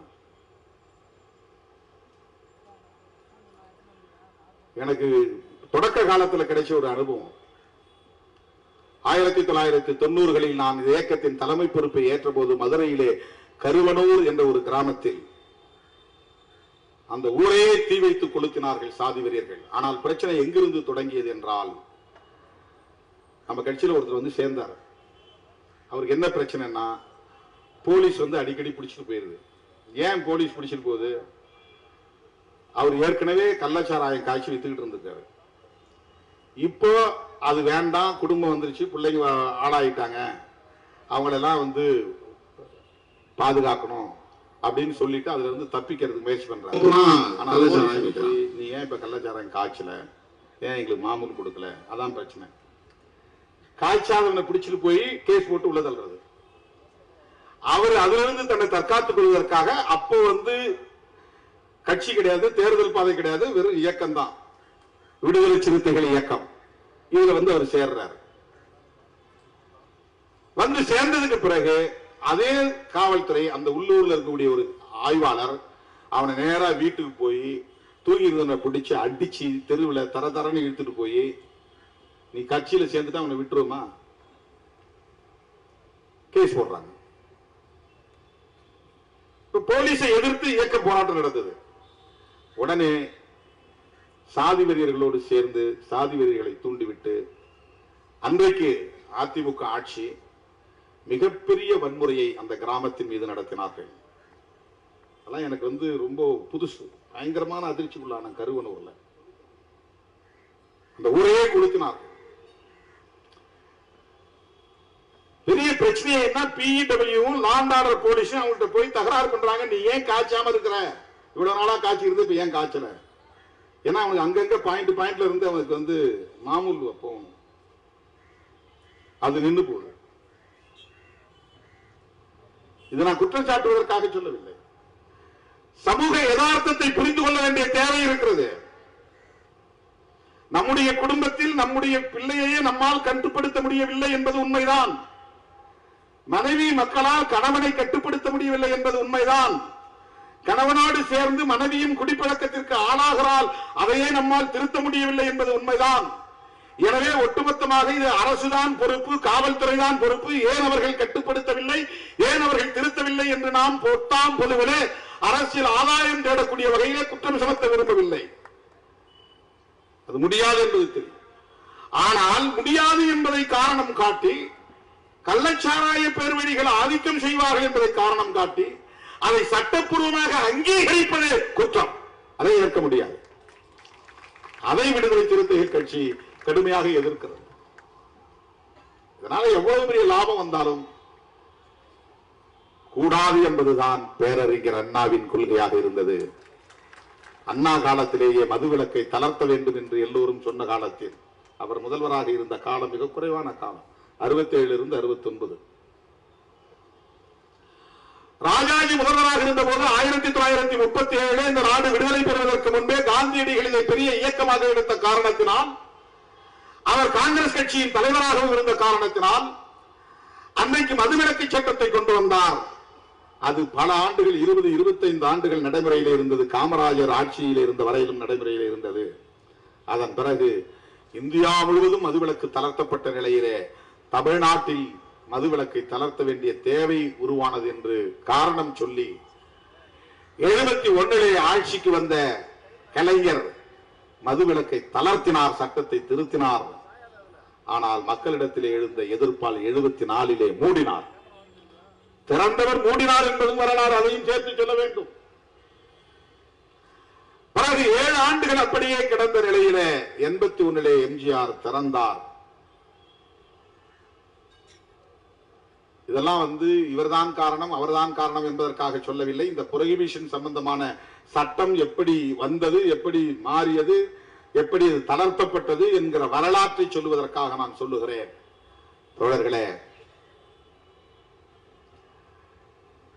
இன்றைக்கு தேசிய அளவில் மனிதவள இழப்பு என்பது அரசுக்கு வருகிற வருமானத்தை விட கடுமையான பாதிப்பை தருகிற இழப்பு. இப்ப சில பேர் டி அடிக்ஷன் சென்டர் உருவாக்குங்கன்றாங்க. நீ கடையை மூடிட்டா எதுக்கு டி அடிக்ஷன் சென்டர்? கடையை மூடி திறந்தோறும் குடிக்க பழகிறோம்.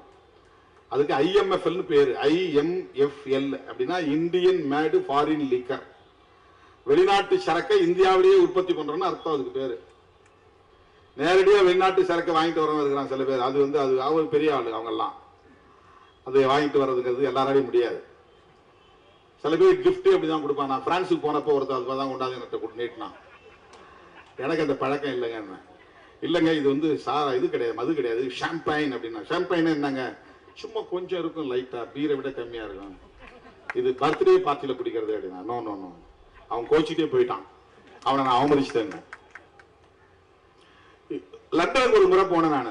ஏர்போர்ட்ல இருந்து இறங்கி போன உடனே ஒரு ஃபேமிலி என் மேல ரொம்ப அன்பா இருக்கக்கூடியவங்க, அவங்க எழுத்து,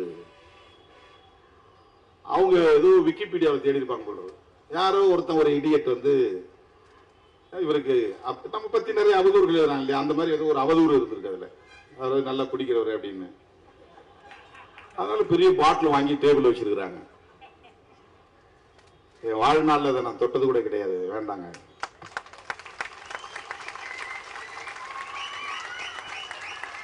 வெளிநாட்டு சரக்கு அப்படின்னா எல்லாரும் உடனே அதுக்கு ஈல்ட் ஆகணும் நிறைய பேர் இருக்கிறாங்க. இந்த வெளிநாட்டு சரக்கு வாங்கிட்டு கிஃப்டா கொடுப்பாங்க. அங்க இருந்து வாங்கிட்டு இங்க கிஃப்டா கொடுப்பாங்க. அதுக்கு ஒரு பெரிய மதிப்பு. அதை இந்தியாவில் செய்யலாம். இந்தியன் மேடு ஃபாரின் லிக்கர். அயல்நாட்டு மது இந்திய சரக்கு, இந்தியாவிலேயே தயாரிக்கிறது அந்த ஃபார்முலாவை பயன்படுத்தி.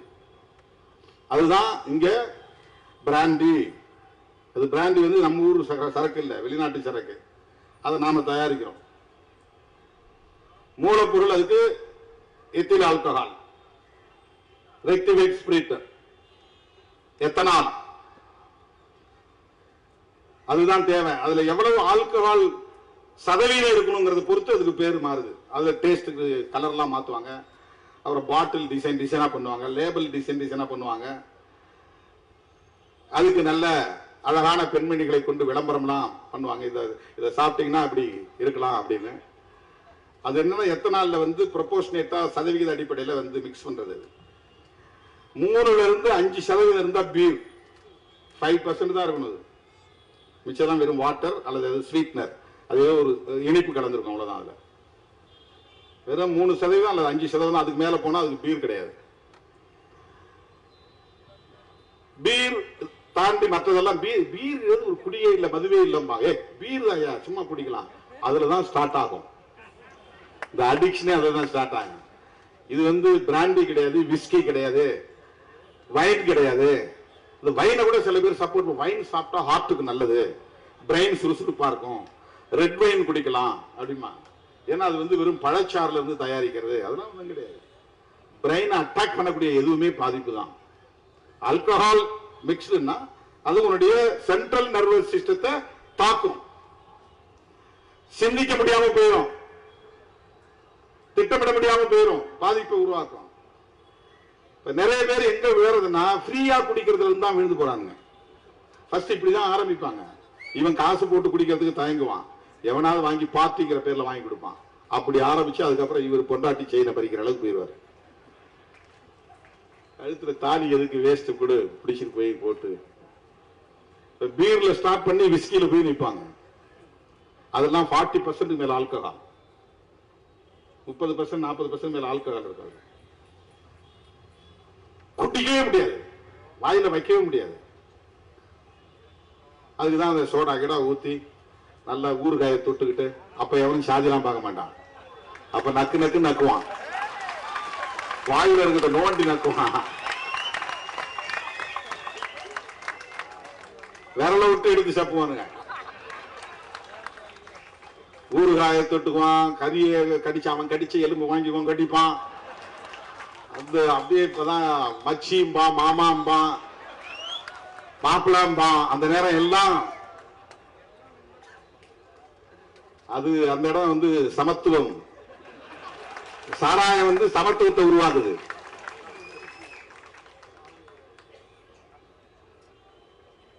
அவனுடைய பார்வையில பீர்ல தொடங்கிதான் அது நடக்குது. அது IMF ஃபாரின் சரக்கு தான், அது இந்தியாவில் தயாரிக்கிறாங்க. இததான் இன்னைக்கு டாஸ்மாக் செய்யுது. தனியார் கம்பெனிகள் இருந்து தயாரிச்சு வாங்கி கொள்முதல் பண்ணி கடைகளை விற்பனை பண்றான். இந்த பீர் மட்டும்தான் 200 ரூபாயோ 300 ரூபாயோ, மற்றதெல்லாம் கொடுத்து வாங்க முடியாது இந்த உழைக்கிற தொழிலாளர்களா. இவன் சம்பளமே ஒரு நாளைக்கு 200 ரூபாயில இருந்து 600க்குள்ளதான் உழைக்கிறவன், மூட்டை தூக்குறவனுக்கு 400 ரூபாய் அல்லது 300 ரூபாய் அல்லது 600 ரூபாய், அதிகபட்சம் போனா 600 ரூபாய்.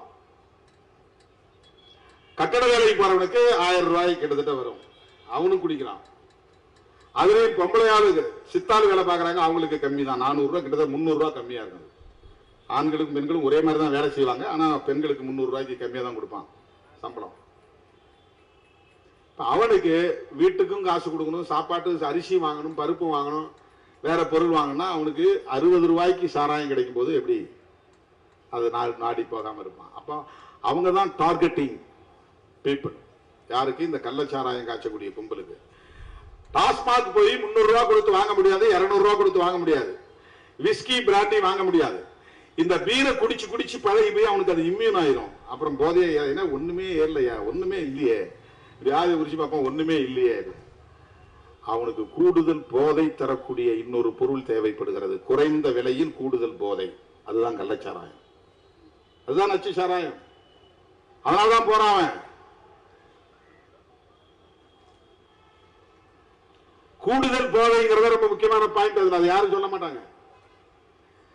நீ கடையில வாங்கக்கூடிய பொருள்ல விஸ்கி பிராண்டி போனா அது நல்ல போதை கிடைக்கும். ஆனா பீர் அப்படிங்கிற லெவல்ல கிடைக்கிற பொருள்ல போதை கிடைக்காது. ஆனா அங்கேயும் திருட்டுத்தனம் நடக்கிறது. அரசாங்கம் டாஸ்மாக் கடைகளில் விற்கக்கூடிய அந்த பாட்டிலையும் சீலை உடைச்சிட்டு அதுல இருந்து கள்ளச்சாராயத்தை மிக்ஸ் பண்ணி ஃபேக் சீல் ஒட்டி விற்கிற வியாபாரமும் நடக்குது. அதெல்லாம் எக்ஸ்ட்ரா. இவன் மொத்தம் இன்னைக்கு 200 பாட்டில் விற்கணும் பீர் பாட்டில்னு ஒரு கணக்கு கொடுக்குறான்னா அதை அவன் 300 பாட்டிலா 400 பாட்டிலா மாத்திடுவான்.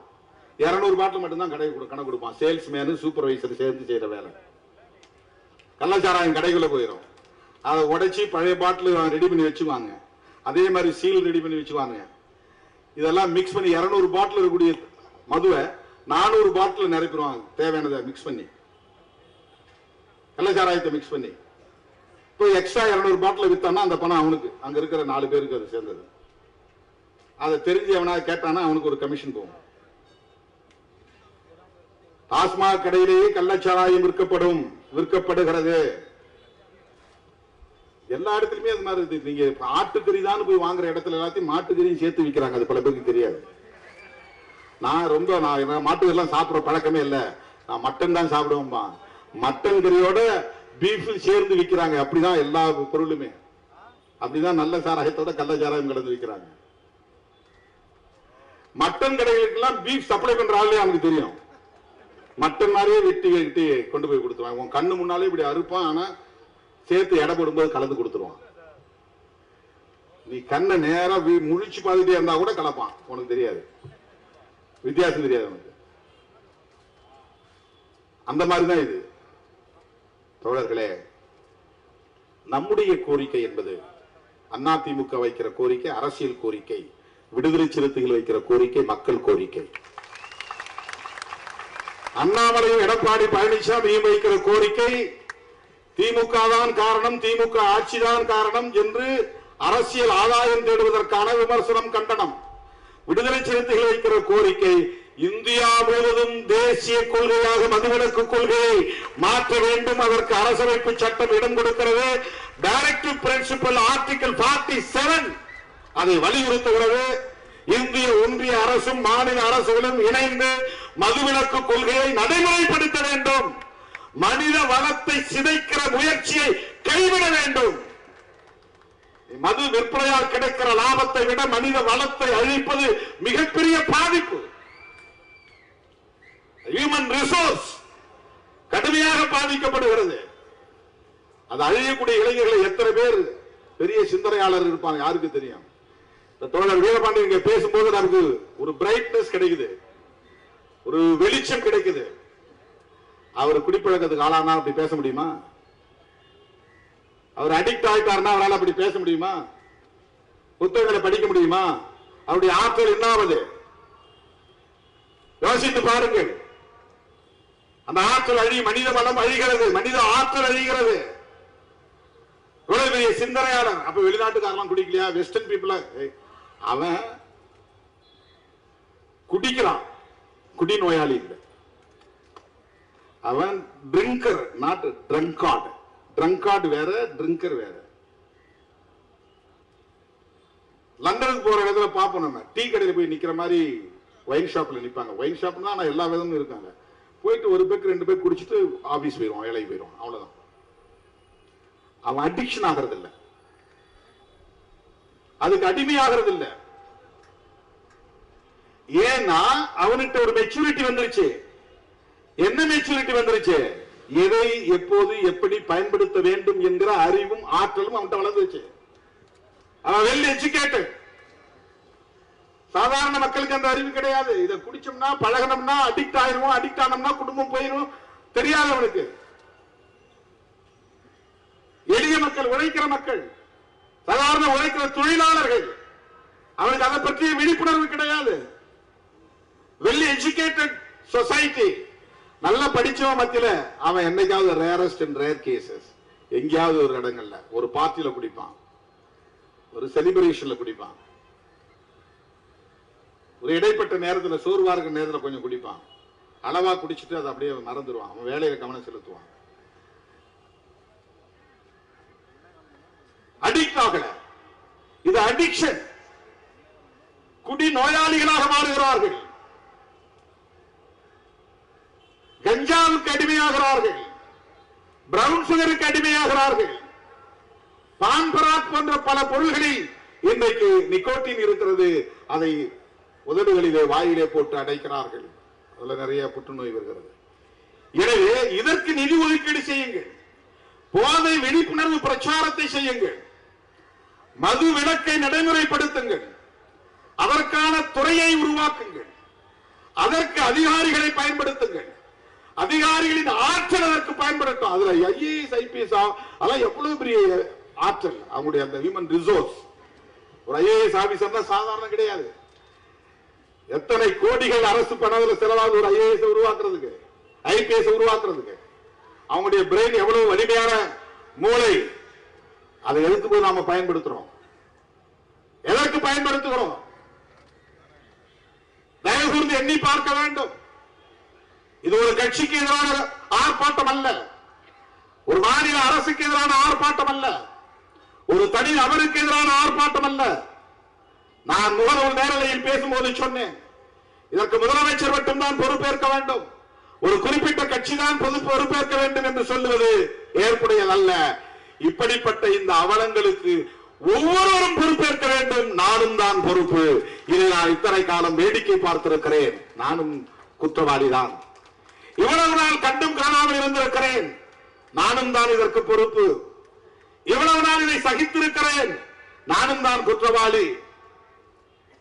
இந்த மனித வளம் அழிவதை நான் பார்த்துக் கொண்டிருக்கிறேன். நானும் குற்றவாளிதான். இங்கே உள்ள ஒவ்வொருவரும் அதற்கு பொறுப்பேற்க வேண்டும். சும்மா போற போக்குல இந்த ஆட்சி தான் காரணம், இந்த அரசு தான் காரணம் சொல்லிட்டு போறதுங்கிறது ஒரு டெம்பரரி பொலிட்டிக்கல் கெயின். அது இந்த சந்தர்ப்பத்தையும் பயன்படுத்தி அரசியல் செய்வதுங்கிறது ரொம்ப அருவருப்பானது, அநாகரிகமானது. அப்படிப்பட்ட அருவருப்பான அநாகரிகமான அரசியலை நாங்கள் செய்யவில்லை. 2016 ஆண்டு திராவிட முன்னேற்ற கழகம் சட்டமன்ற பொதுத் தேர்தலின் போது வெளியிட்ட தேர்தல் அறிக்கையிலே முழு மதுவிலக்குக்கு உடன்பட்டு அறிவிப்பு செய்திருக்கிறது. திமுகவினுடைய கொள்கைதான் இன்றைக்கு இந்த ஆர்ப்பாட்டத்தின் கருப்பொருள், முழு மதுவிலக்கு. அவங்களுக்கு அதுல உடன்பாடு இருக்கு. அதற்கு முன்னதாக விடுதலை சிறுத்தைகள் கட்சி நடத்திய மது ஒழிப்பு விழிப்புணர்வு பிரச்சாரம் குறித்து தோழர்கள் சொன்னார்கள். சசி பெருமாள் சாவுக்கு நான் போய்விட்டு வந்தேன். அண்ணன் வைகோ அவர்களின் ஊரிலே இருந்த டாஸ்மாக் கடையை மூட சொல்லி நடத்திய போராட்டத்தின் போது அவருடைய தாயாரும் அந்த ஆர்ப்பாட்டத்தில் கலந்து கொண்ட போது நானும் அந்த இடத்திலே இருந்தேன். மது ஒழிப்பு பிரச்சார பணியில் விடுதலை சிறுத்தைகள் மிகப்பெரிய இயக்கத்தை கடந்த காலத்தில் எடுத்திருக்கிறோம். மறுபடியும் நான் சொல்லுகிறேன், 2015 பெரியார் பிறந்த நாள் செப்டம்பர் 17 அக்டோபர் 2 காந்தி பிறந்த நாள் வரையில் தொடர் பிரச்சார இயக்கத்தை மேற்கொண்டோம்.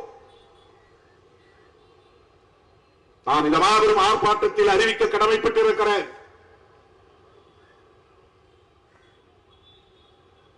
மாநில பொறுப்பாளர்களோடு பிறகு கலந்து செயல் திட்டத்தை அறிவிக்க விரும்புகிறேன். பகுத்தறிவு பகலவன் தந்தை பெரியாரின் பிறந்த நாள் செப்டம்பர் 17 மகளிர் மட்டும் பங்கேற்கிற மாபெரும் மகளிர் மாநாட்டை நடத்த இருக்கிறோம். மதுவிலக்கு அமல்படுத்த கோரி 5 லட்சம் பெண்களை திரட்டி மிகப்பெரும் மாநாட்டை நடத்த இருக்கிறோம். தேசிய அளவில் மதுவிலக்கு கொள்கையை நடைமுறைப்படுத்து என்பதுதான் கோரிக்கை. இன்றிலிருந்து அந்த போராட்டத்தை நாம் முன்னெடுக்க வேண்டும். அதற்கான களப்பணிகளை நாம் திட்டமிட வேண்டும். எப்படி 10 லட்சம் பேர் திரண்ட வெல்லும் ஜனநாயக மாநாடு நடந்ததோ அதை போன்ற ஒரு தாக்கத்தை பெண்கள் மட்டுமே பங்கேற்கிற ஒரு மாபெரும் மாநாட்டை நாம் நடத்த வேண்டும். இது பெண்களின் போர்க்குரலாக மாற வேண்டும். இது மாநில அரசுக்கு எதிராகவோ அல்லது ஆளும் கட்சிக்கு எதிராகவோ நடத்தப்படுகிற இயக்கம் அல்ல. இந்திய மனித வளத்தை பாதுகாப்பதற்கான ஒரு பொறுப்புணர்வுடன் கூடிய ஒரு நிகழ்வு. புரட்சியாளர் அம்பேத்கர் வலியுறுத்திய கோரிக்கை தந்தை பெரியார் முன்னெடுத்த போராட்டம். காந்தியடிகள் தம் வாழ்வில் மிக முக்கியமான கோரிக்கையாக முன்வைத்த ஒன்று. அரியன் திருவள்ளுவரின் விருப்பம். அந்த அடிப்படையிலே மாண்புமிகு முதல்வருக்கும் தமிழ்நாடு அரசுக்கும் நாங்கள் விடுக்கிற வேண்டுகோள், மிகப்பெரிய ஒரு வாய்ப்பு கிடைத்திருக்கிறது. மிகப்பெரிய வாய்ப்பு கிடைத்திருக்கிறது. காலமெல்லாம் உங்கள் பெயர் இந்த மண்ணில் போற்றப்படும், உச்சரிக்கப்படும். இந்த டாஸ்மாக் கடைகளை மூடுவது என்று துணிந்து நீங்கள் முடிவெடுக்க வேண்டும். இது ஒரு புரட்சிகரமான முடிவாக அமையும். இந்தியாவே உங்களை திரும்பி பார்க்கும். தமிழ்நாட்டு மக்கள் உங்களை போற்றுவார்கள். இன்றைக்கு உங்களை போற்றி 40க்கு 40 வெற்றியை தந்த தமிழ்நாட்டு மக்கள் அடுத்தடுத்து வருகிற எல்லா தேர்தல்களிலும் உங்களுக்கு வெற்றி மாலையை சூட்டுவார்கள். நீங்கள் செய்ய வேண்டிய ஒரே ஒரு முடிவு, எடுக்க வேண்டிய ஒரே ஒரு முடிவு, எல்லா விமர்சனங்களையும் தூக்கி குப்பையிலே வீசக்கூடிய அளவுக்கான ஒரு முடிவு, துணிச்சலாக எடுக்க வேண்டிய முடிவு, புரட்சிகரமான ஒரு முடிவு, ஒட்டுமொத்த இந்திய தேசத்திற்கே வழிகாட்டக்கூடிய ஒரு முடிவு. டாஸ்மாக் கடைகளை மூடப்போகிறோம், அரசு மதுபான கடைகளை மூடப்போகிறோம் என்ற முடிவாக இருக்க வேண்டும். இதுவே என்னுடைய வேண்டுகோள் என்று கேட்டு செப்டம்பர் 17க்கு தயாராவோம் என்று கூறி இந்த அழைப்பை ஏற்று வருகை வந்த உங்கள் அனைவருக்கும் என்னுடைய நன்றியை கூறி முடிக்கிறேன். நன்றி, வணக்கம்.